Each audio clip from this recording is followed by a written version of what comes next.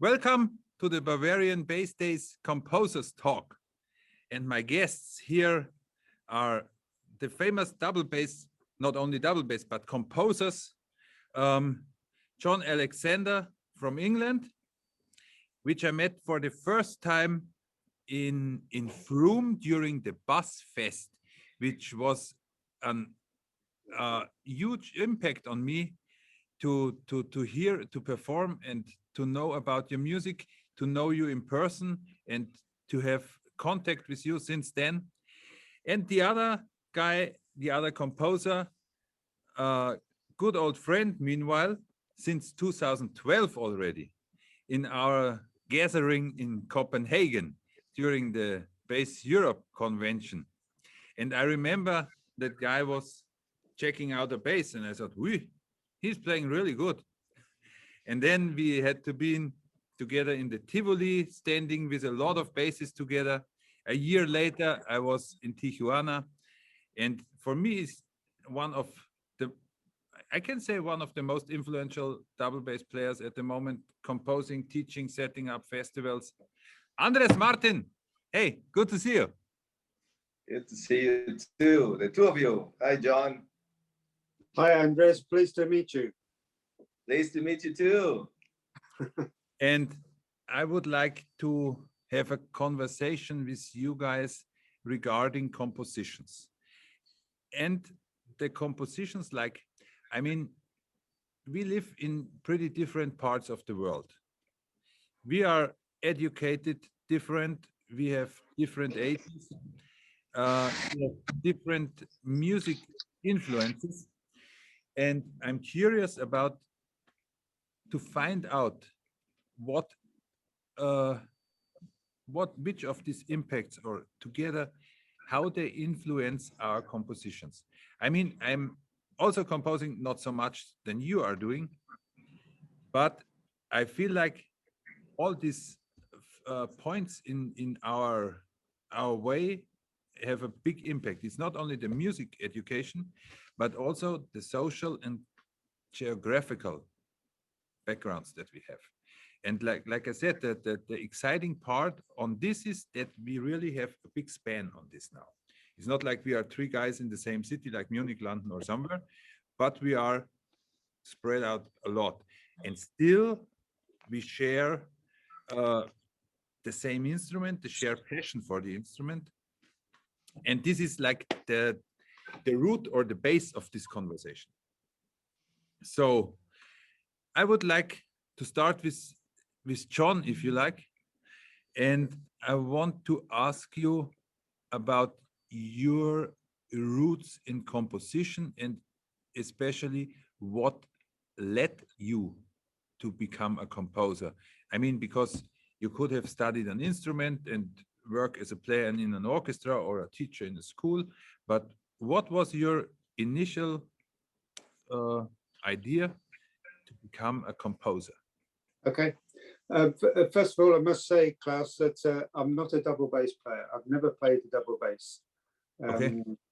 And it's one huge drawback as far as composing is concerned. I love this instrument.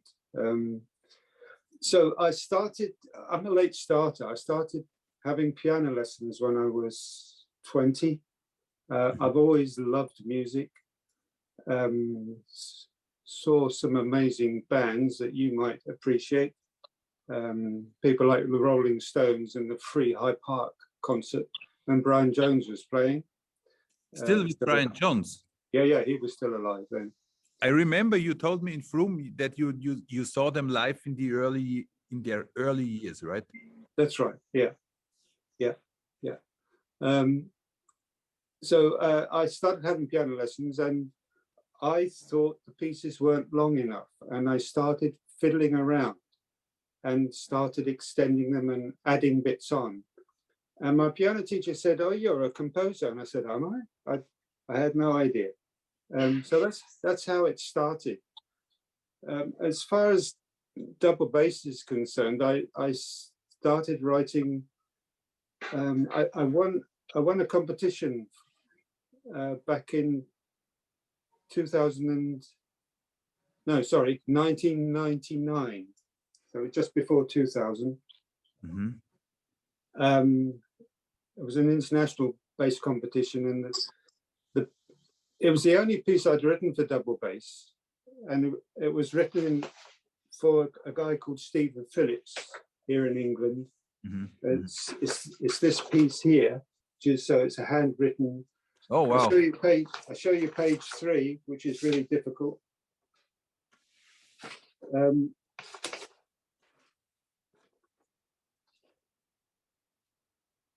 This is your handwriting. It is my handwriting. Wow. Yes. Wow. It looks like printed, you know. Well, thank you. But I used to work for shops in London, so I did copying one of my jobs. Okay. Okay. Like copying. Yes. Of writing. Yes, I did. Yeah. So I've had all sorts of influences. A lot of jazz. Dave Brubeck, for example, was a big influence on my life in the early days. So I didn't get into listening to classical music until I was in my 20s, I guess. And then I went to university. First of all, I managed to get a place at the Guildhall School of Music to study with Edmund Rubra. To study with who? Edmund Rubra. He's well known in England. He's not so well known abroad. So that was good. And then I went to University of Sussex when I was 37. And really? That late? Yes, yeah. As I say, I'm very much a late starter. Yeah, it's very interesting. So since 1919, I've written getting on for 70 pieces for the double bass, either on a solo basis or with piano, or in groups of duos, trios, quartets, and so on. And as well as something in between this. Like you said in the beginning, it seems like it was a huge impact on you to hear the Rolling Stones with Brian Jones. Yep. Did this influence your composing? Like, I mean, your compositions are not like rock compositions in that sense. No. But in a way, it influenced you. Yes, I think the piece I specifically wrote for you, I had that rock thing going on in my head. Mm-hmm. I guess I'm more influenced by jazz than rock music, but I love. What part of the rock music is it? The groove, or the chords, or the energy? What part of the rock music influences the music? Certainly the energy. I saw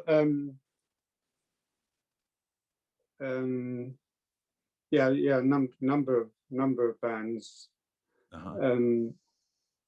Jimi Hendrix I saw as well. So so you say it's certainly the energy that is coming from a band or a musician like Jimi Hendrix or the Rolling Stones. And Cream is another band. Okay. I really like. So I mean, just a conclusion in between of this. So this energy influences your composition, or influences, I don't know, is it still like this? Rhythm is very important to me.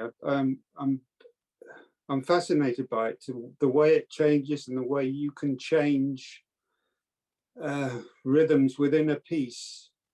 That enables me to continue with the piece, as it were, prolonging it. Mm-hmm, mm-hmm. Not in a boring sense. I've never wanted to be boring. Yeah.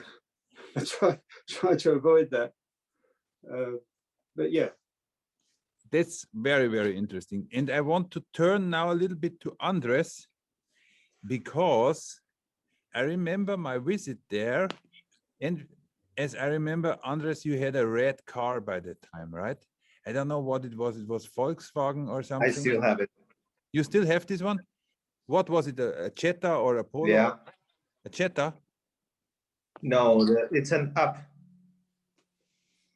Sorry? UP is the name of the model. The model is Up, like going up. Ah, That's the name of the model but of the before car. it It's a was not. Volkswagen. Yes, but before, when I was there, it was not. Oh, before I had a It was a Jetta. longer one. Yeah, before I had a red Jetta. A Jetta, that's the one I remember. I mean, this has nothing to do with the compositions thing. But what I remember from this is, like, we've been sitting together in this car and you put Judas Priest Painkiller. Do you remember this? So, Of course. and it was a pretty hot It day. was every morning breakfast Yes. before a long journey of lessons, We- arriving to the music school, listening to Judas and Painkiller, the last track before entering the school. Yes. That was the right amount of adrenaline Yeah, before starting a beautiful long day. that's true. And it's like stuck in me. I will always remember this. And now, as we just said, that the energy of rock music influences John's music. I mean, I dare to say that as long and as much as I know you, the rock music also influences you, right? Of A course. lot. Yes. I mean, not only personally, Yes. like driving in the car and having fun, but also in your compositions. Yes, that's because I believe that what influences us, at least this is a belief. I can't speak for other composers, but my belief is that what influences us is our life, who we are, and how we experience life every single day. So to me, 80% of the music I listen every day is rock music. Mhm. And when I'm writing music, I'm looking for a feeling. I'm looking for something that makes me want to play, that drives my emotions. So this drive and this energy, I'm in the same page as John. This energy, I have to feel the same excitement I feel when I listen and play music. So, and the main reason why I think most music I listen is rock music, it's mostly because of the energy and because what I feel. So when I write something, I'm looking for this feeling, I'm looking for this energy. Yeah. And I grew up as a rock musician. Classical music came in later to me. And I always felt like I'm a rock musician playing classical music. And Mhm. I was doing it all my life with the same energy than when I got my guitar to play heavy metal, the Yeah, same yeah. energy when I was playing Beethoven or when I was playing any of the classical I think, I mean, pieces. So I know even, yeah, I hear you. we lost you a little bit, your connection, Andres. Andres? Can you hear me now? I can hear you perfectly. Yeah. John, you are still there, right? Yes, I am. Yeah. Very good. Because Andres was a little bit lost. Yes. Okay, but you're there again, Can you right? hear me now? Yeah, now I hear you. Yeah, it was just Okay. like, I don't know what it was. Interruption. I mean, this is interesting in two ways, because for me it was the same. Like, I am a rock musician still, and I'm influenced by this a lot.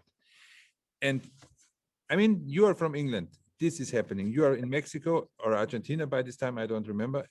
Me in Central Europe, in Germany. And always in any place of there, if you are in Latin America, England, or Germany, if you become a classical player of something, no one ever would tell you, listen to rock music. I mean, it's the opposite. You are taught like all jazz, rock, and this, it's not good, you know. And now we hear from three, or I don't consider myself as much as a composer, but you of classical composers, of contemporary classical composers. that the influence of a totally different music is more or less the strongest one. Is it the right conclusion? I think so. The interesting thing is that when I got into classical music, I keep coming back to Bach, J.S. Bach. I just feel he has everything, and I think if he'd been around when Led Zeppelin was around, he'd have loved them and found it all very interesting, and maybe tried to do something. I mean, he had his coffee mornings, didn't he? And enjoyed all that stuff, and having concerts in the cafe, selling coffee. And it seems to me that when you listen to Bach, it's full of dance music. It really is. It drives along. It really drives. So I find that very influential as well, without ever thinking or dreaming I could be anything like Bach. He's just too great. I just admire him so much, his work. I mean, that's also super interesting that you just now say the word of J.S. Bach, because an hour before or 2 hours before, I had an interview with Steve Bailey and Victor Wooten here. Right. And we also had, we had more or less an educational talk. And we also came, I mean, the discussion was between academical music education and free music education, like more or less like jazz and rock musicians are doing. And the discussion came to the point of the academic education, and the name Bach was coming also on the table, of course. And I found out that, I mean, a lot of people really think this is just academic or something, or for I don't know, it's reading and this, but it's an academical education system or tool to learn the music of Bach. And I don't know how much you are aware in your parts of the world, but I mean, here, if you dig into Bach's music and you try to find out why he wrote the way he wrote, well, I just want to know, what is your opinion on this? Why? I mean, of course, it's a big question that you can have a long discussion on this, but only in a shortcut.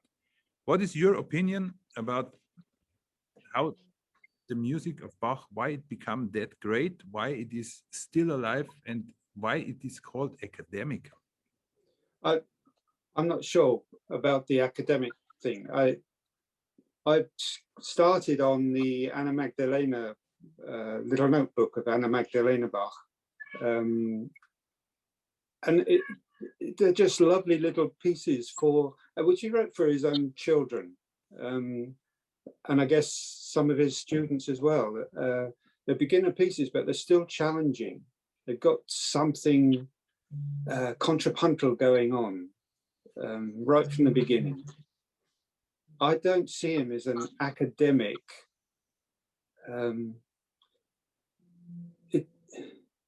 It's just too fascinating just to be dry academic music. It's so engaging.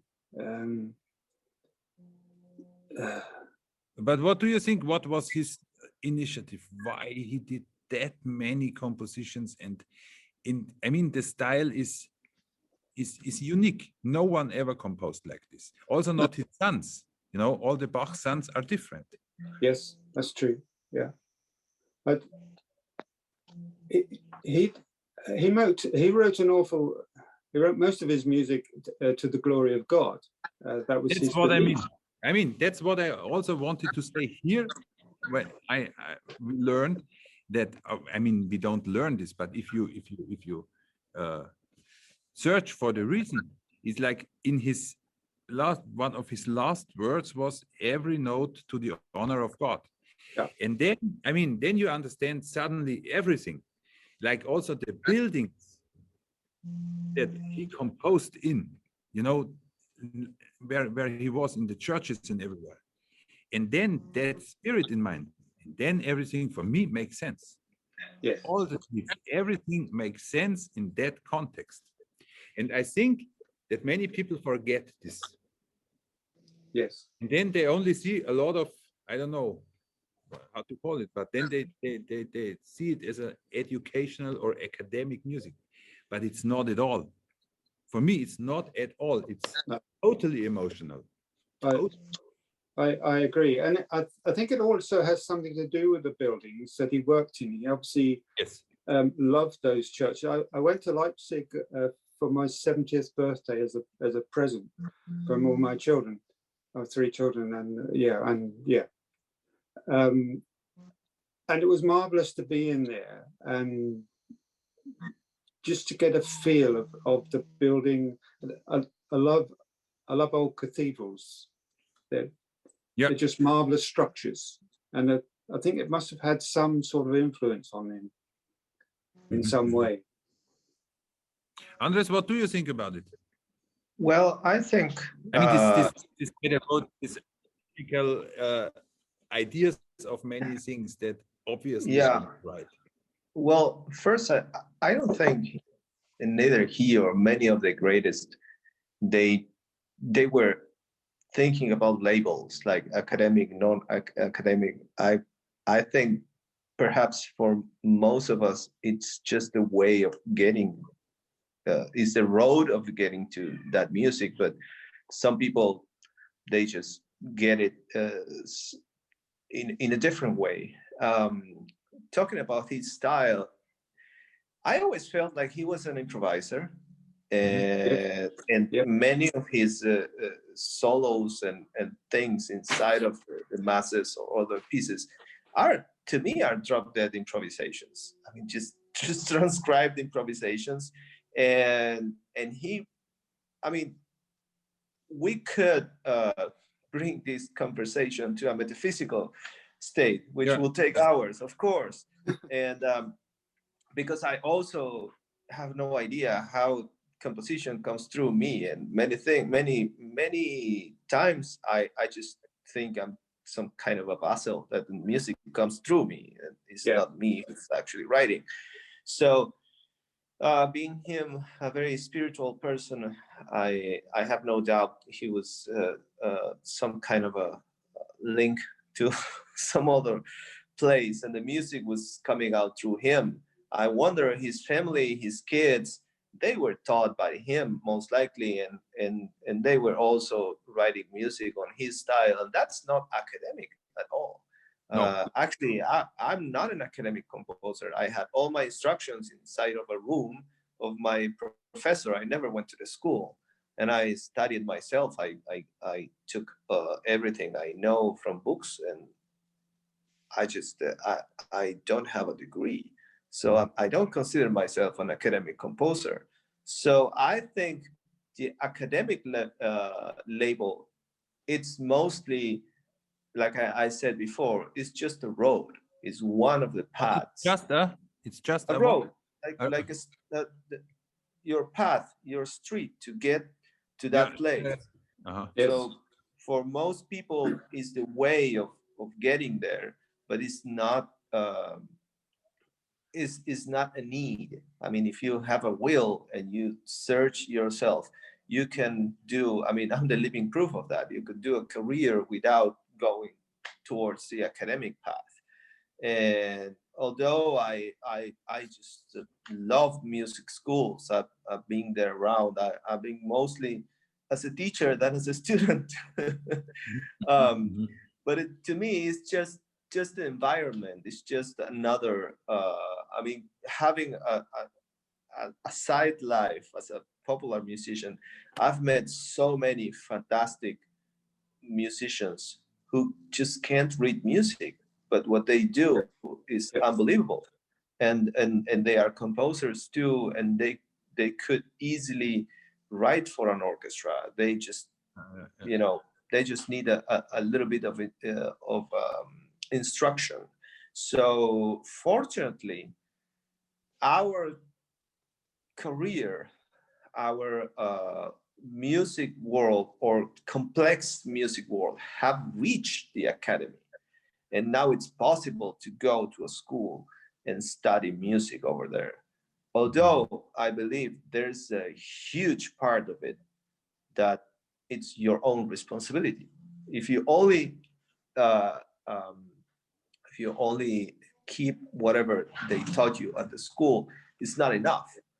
Most of it is your own research and your own search for the things, and that's why I started saying that basically what influenced us is our own life, is how you are living your life. Yes. So the academy is just a part of it. It's a big part, but it's not everything. Yeah. And I mean, we strived this academic part now. We were talking about the influences in music that comes basically or in big parts from another field that we are not expected. But I'm also curious, Andres, imagine, I mean, you've been here already, you know a little bit about how it looks and feels here. Do you think if you would have grown up here, your compositions would be different? Well, my compositions are different every day. I mean, what I think is that if I were locked into a room for most of my life, my music wouldn't be so interesting. Nowadays, we have a way of experience life from a computer, because you can take YouTube or any other tools and experience many other things, right? But I think that but it would be never like being real there. Never. Exactly. Of course. I mean, of you course. can get informations. Yeah, and more or less it. Exactly. And you know, especially in my case, because I'm aware that my music comes from emotions, most of my influences are non-musical, are things I've experienced in my life, are life experiences. So I believe that I'm always going to be a different composer as long as I also experience life. So I do invest a lot of time inside of my room, but I also invest a lot of time out there, going to concerts, meeting musicians, improvising, just and so that of course it will be different if I grew up in your city. Of course, that's what I mean. Of course, that would be different, right? Yeah, that would be different. Yeah, so your concerto number one, for example, might have turned out in another way. It would have turned out maybe, but the use of instruments or rhythms, whatever. Of course, because that's a mirror of who I am and what I've lived. So in that piece and every piece I write, there's elements about things I've experienced, like performing with tango groups when I was young, listening to rock music by living in Latin America. I mean, all of that, it's there. And at an early stage, I understood that it was not going to be entirely my choice every time. I'll say it in another way. When I started, I wanted to write like my classical heroes. I wanted to write like Revueltas. I wanted to write like Ginastera, like Piazzolla. And I found out no matter how much I tried, no matter how much I wanted to imitate something or doing something like someone else, there were elements about me I couldn't hide. So even if I was trying to write in a tango style, there will be things that will come out whether I want it or not. So it's like it's such a to me it's such an honest thing that you cannot hide who you are. So at some point I surrendered and I said, okay, let's do the other thing. Let's just write music, and whatever comes out, that's me. I'll be just an editor of my own influences all the time. So that's why I keep looking forward, and I keep looking for new life experiences and new music experiences. Like 3 years ago, I spent an entire year going every single day to jam and improvise with a friend who's doing experimental electronic music, which I hated for many years. But that changed me. You know, that it also influenced you. What? I mean, it also Yes. influenced you in a serious way. Exactly. But I had to leave that. I have to be sitting with him for hours looking for a strange sound. But this is also something, Andres, that like you said, you have to sit with this guy and try and this. So I mean, also the communication and the share with other people also influences a lot, no? Even though you don't feel like in that moment this will influence your compositions in a classical way. No, but I knew that having that life experience will change me. And I called him. I remember I called him the first time I called him, because I knew him from other events. And I called him and said him, Ramon, I don't like electronic music. And I know that's because I don't have the experience of it. So I want you to help me understand and like this music. So let's get together and let's create something. We got together, we started to talk about doing a project, a collaboration of writing a piece together. And after a couple of hours and a couple of mezcals, we decided it was better to just get together and play.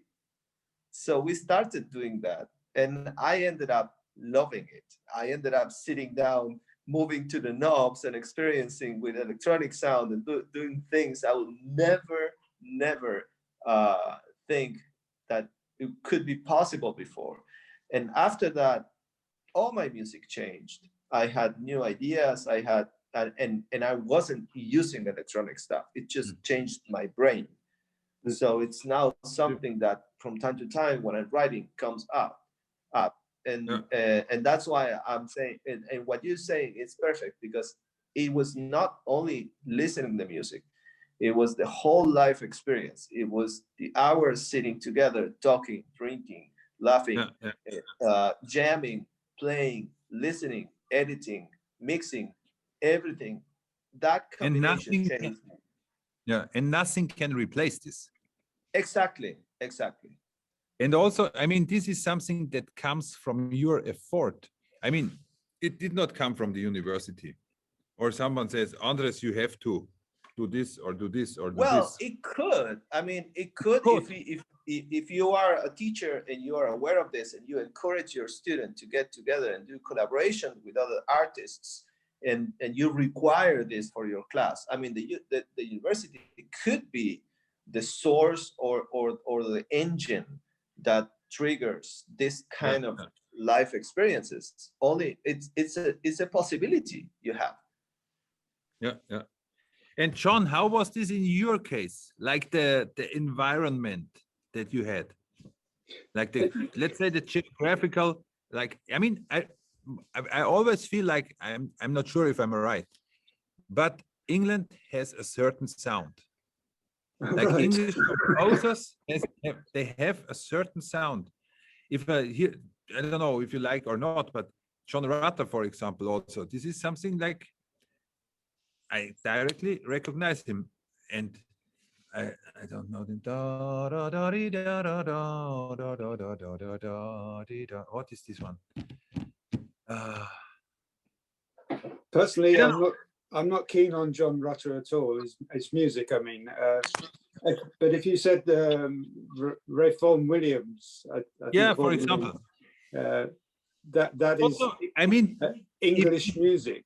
Maybe you don't like it also, but for example, John Dowland. Right. Yeah. Great. They have a certain sound. Yes. That guys, but I don't know what exactly is it. I That don't makes know what it it sound. is either. I used to think I wrote more French music than English music. No, but in general, this influences, no? I mean, this is a, It certainly you was an live there- influence. I Yeah. began to listen to people like Poulenc and Debussy and other French composers, and it exactly as Andres says, things do come in. You drink all this stuff in, and it comes out as you, but something else has gone in to make you change as you go along. You do develop without realizing what's going on at all. Mhm. Yeah, I think a lot of my interest comes from art and just looking at pictures, and that influences me a lot. Reading books, particularly these days, about the environment and climate and so on, I've become influenced by what nature is trying to say to us, and maybe that's a spiritual path, the sort of path that Bach was on. Maybe I don't know. I don't know what this. I feel this about Spanish music, that there is something Spanish about Spanish music. Yeah, of course. I don't know what it is. And the same with German music. I think, Yeah. what is this? It's But this is, you know, I mean, this is what makes it really interesting. You know, yeah, because there are certain fields, sounds, rhythms, structures that you cannot directly name, but they are there. yes, And this is in your music, this is in Andres' music. And I want to just show during this conversation from each of you a piece that you wrote. And I'm still so thankful to you, John. You did this song for my trio in yes. night shift in my former school. Night shift. Night shift. It was just amazing, you know, for Thank you. for the players. They have been there, and I don't know if you like me to say this, but it has also an English sound. Oh right. Yeah, I mean, for me, I feel like, yeah, it sounds, it has a British English sound. And for our listeners, and also for the later listeners that will see and hear this on demand, I just want to screen share. Oh, it's deactivated.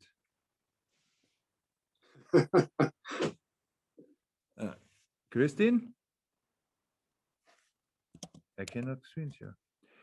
Anyway, we will. I've updated you. You should be able to do it. Thank you. Now it's my favorite thing to share screens. To screen share. Of course, it is Halloween today, so Yeah. scream share. Screen share. That's the reason. Great. That is now I must get back to you again. Zzzt. Is the one? Oh my God.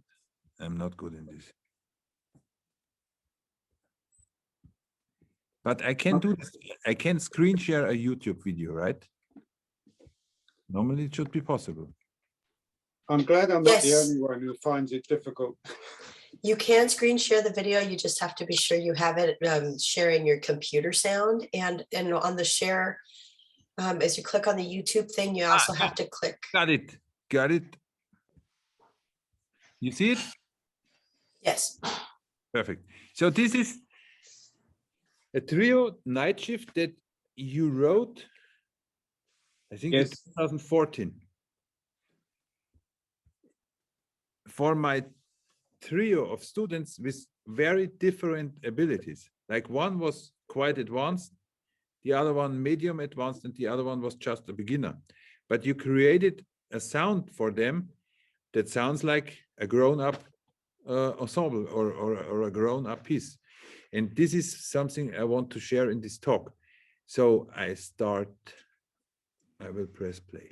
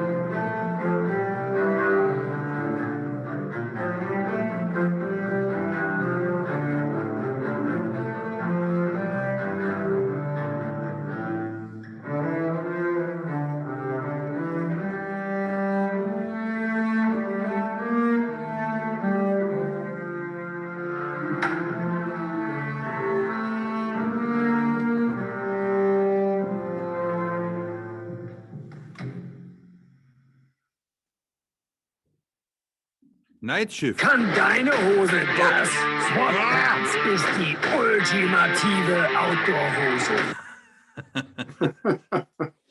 That was not my intention.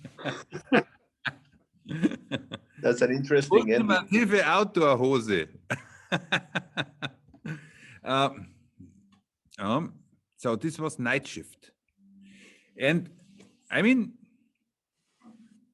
all these things we talked now and our compositions and the compositions you do and Andres is doing, I think it's like, I mean, just seeing that three guys, I mean, it's already 5 years ago, and seeing what they are doing now.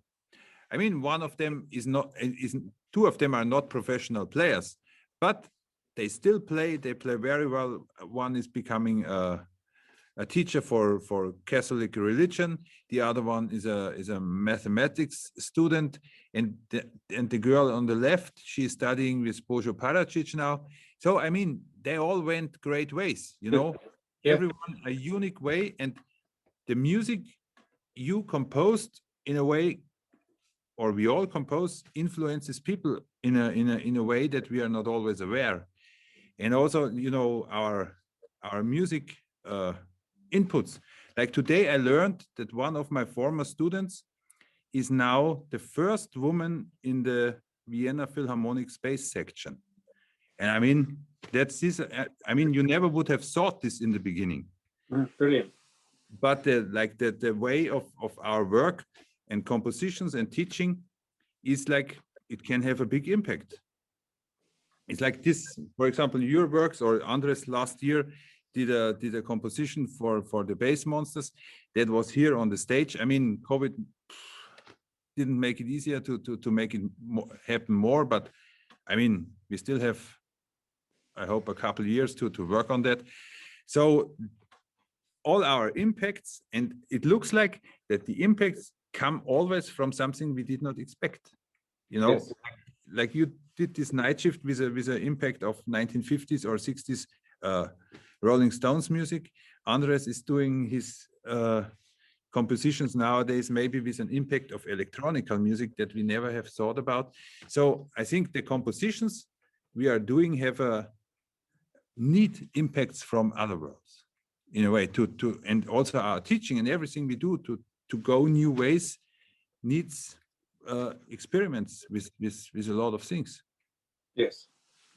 And this, I mean, that was in general my intention of having this talk, to come to this conclusion that there is not always, I mean, one way or something to only do this or only do that, to, you know, especially studying an instrument or being a classical musician, because this will not move us, I think. It's my opinion. But what you did is not the regular way. You take your information from here and there and there and there, and you try things.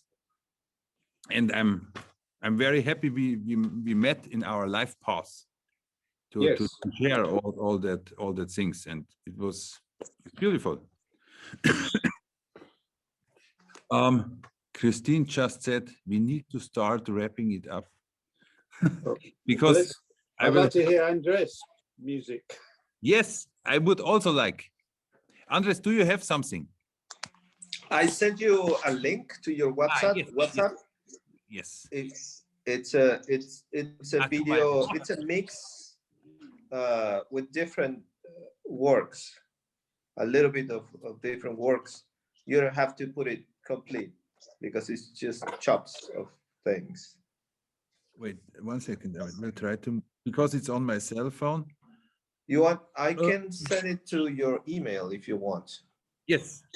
Okay, give me just 1 second. Andres, you could also do a screen share if you wanted to. Yeah. If you got it on your I device. think it will be faster to send the email to Klaus because I'm on my phone and okay. I'm less of an expert.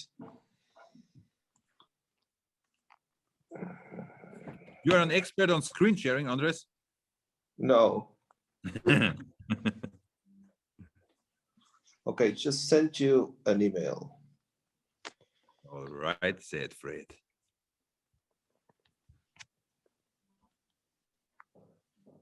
To what address, Klaus? T minus on the other yes. one. Yes. It's not appearing yet. Now it made. We all heard the beep.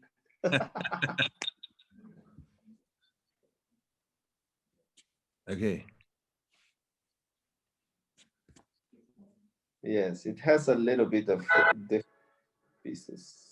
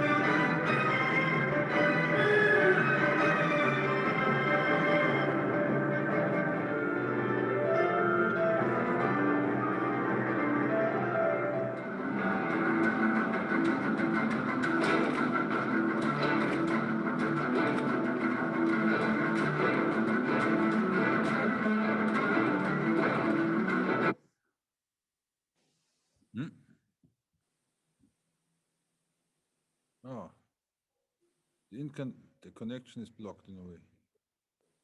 Do you still hear me? Yeah. Yes. Yeah, I'm here. We are here. I'm Huh? really sorry. That's so beautiful, Andreas. I really just, it's Unbelievable. always so lovely to hear your pieces. Thank And you. John, your piece, the kids, is really cool too. I mean, you are giants, you know. Yeah. You're real giants. And I know this conversation could go on for hours, and I would love to hear everybody's music, but we have a tango lesson starting in 3 minutes with Juan Pablo Navarro. Yeah. So we need to wrap it up at this point, but so lovely to hear you guys talk about your music and your influences and everything is really, really cool. Yeah, Thank you. it's a Well, pity. well done, Andres. Hmm? Thank you, John. Likewise. Really enjoyed your music. Yeah, and I enjoyed our conversation and your music, and I enjoy our friendship, and it was great to meet you. And I would like to go on talking for hours. Maybe after 2 Me hours, too. we could have a good Scotch whiskey. Let's do that on Mildorf next time. Yeah, we will do this in Mildorf next time. Very soon, okay? John, you Yes. must also promise to come here. Yes, I will. Bavarian Bassdays. Yes. So Well, thank you, I'm Christine. sure for the You next bet. time, we will have, I hope, the big bass ensemble again here, because yesterday, you know, I did the opposite. The other years, I always started with 60 or 80 basses on stage. And yesterday, I did the opposite, and I took one mini bass player. But it was also fine. I remember when Andres said the first time when we met, and that you said you play in the orchestra in Tijuana and so on. And I asked you, how many basses are you there? And then you said, one. Yeah, and yesterday I did also the same. But next year Excellent. we will be big again and celebrate together. Yes, and congratulations for doing this, Klaus. This is fantastic. Thank Yes, you. well done, Klaus. Thank you very much. All Glad right. we shared it. Thank you so much. Thank you guys so much. Thank you, Christine. Thank you. You bet.